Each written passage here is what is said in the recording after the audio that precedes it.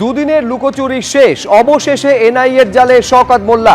গতকালই গ্রেফতার করা হয় তৃণমূলের প্রাক্তন বিধায়ককে। ভাঙড় বিস্ফোরণ কাণ্ডে গ্রেফতার ক্যানিং পূর্বের প্রাক্তন তৃণমূল বিধায়ক। শুরুতে আপনাদের দেখাতে চাইবো বিভিন্ন জায়গায় আজকে শওকত মোল্লাকে উদ্দেশ্য করে চোর স্লোগান যেমন তোলা হলো, তেমনি মাতচোর ডিজে বাজিয়ে পর্যন্ত শোনানো হলো। ডিমের ট্রেনে উপস্থিত ছিলেন বিক্ষোভকারীরা। ছবিগুলো দেখুন।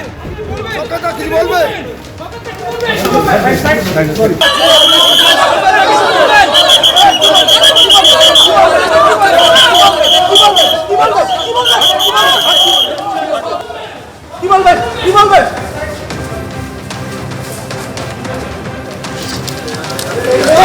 ঢুকবে না কেউ ভেতরে ঢুকবে না।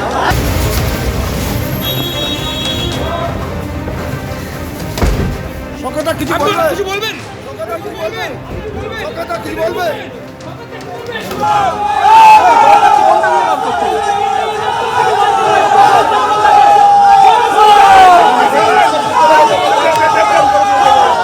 কোনটা দিয়ে বার করছে?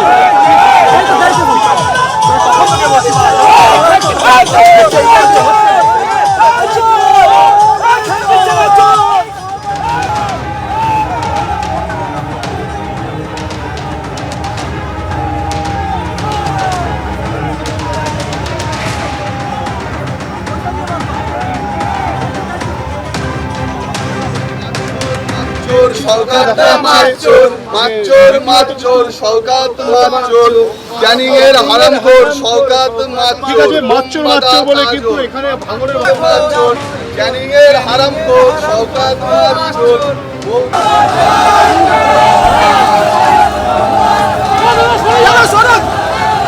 ঢুকলো এই যে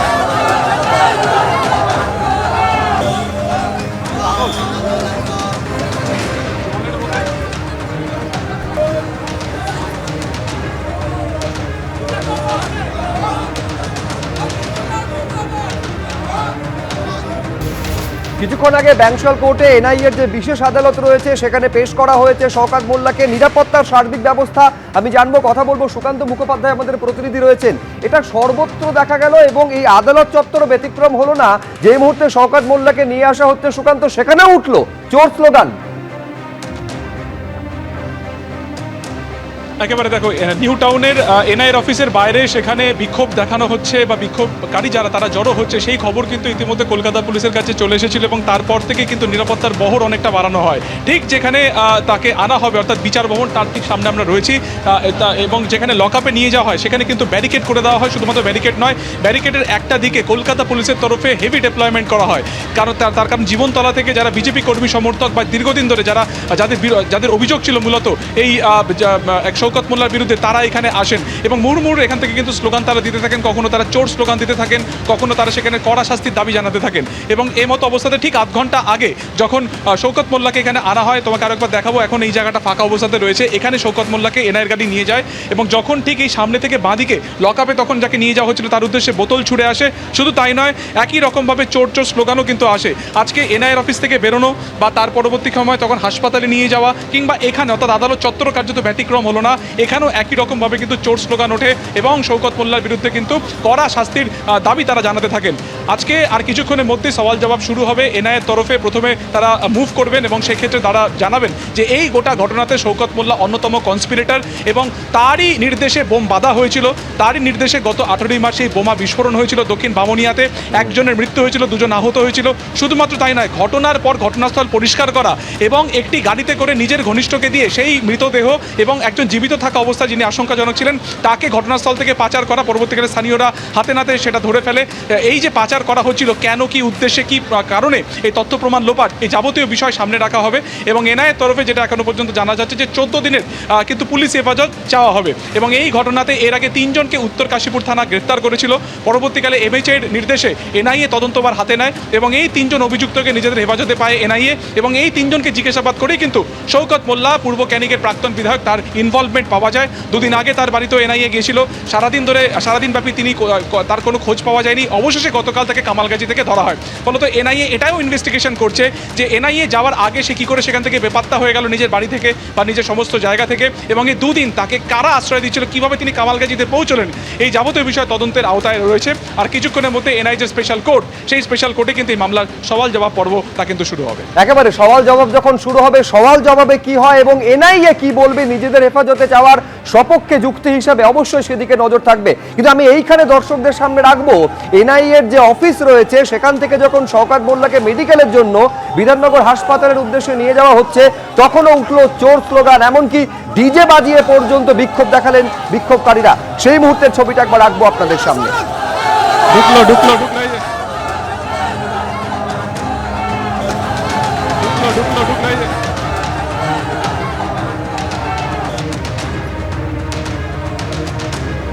এইটা হচ্ছে যখন কোর্টে নিয়ে যাওয়া হচ্ছে, অর্থাৎ যে কোর্ট লকআপে যখন তোলা হচ্ছে, তখন তাকে উদ্দেশ্য করে, শওকত মোল্লাকে উদ্দেশ্য করে বোতল ছোড়া হয়েছিল। এই বিক্ষোভের ছবি কিন্তু আজকে দিনভর দফায় দফায় দেখা গিয়েছে। যখন বিধাননগরে এনআইএর যে দফতর সেখান থেকে বের করা হচ্ছে মেডিকেলে নিয়ে যাওয়ার জন্য শওকত মোল্লাকে, তখনও উঠলো চোর স্লোগান এবং বিক্ষোভ দেখানো হলো।